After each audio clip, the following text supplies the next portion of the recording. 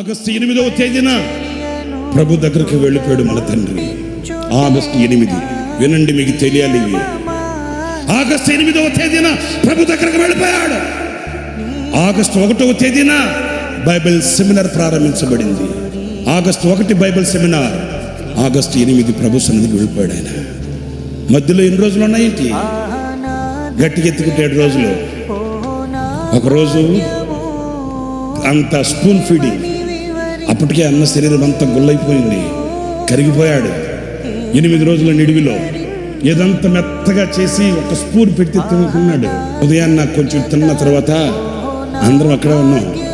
పీల్చి అంటాడు, నన్ను బైబిల్ సెమినార్కి తీసుకుని వెళ్ళరా, నేను వాక్యం చెప్పాలి కదా.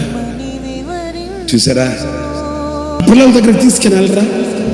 విసలన్న అన్నాడు, అన్న ఇన్ఫెక్షన్స్ ఉంటాయి, మీరు బాగైన తర్వాత వెళ్తారు కదా, 4 రోజుల తర్వాత మీరు క్లాస్కి వెళ్తురు అన్నా.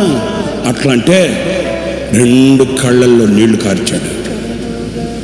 2 కళ్ళల్లో నీళ్లు కార్చి, రే నా పిల్లల్ని నేను చూసుకోకూడదా? నా పిల్లల్ని నేను చూడాలిరా, నా పిల్లల్ని నేను చూడాలిరా.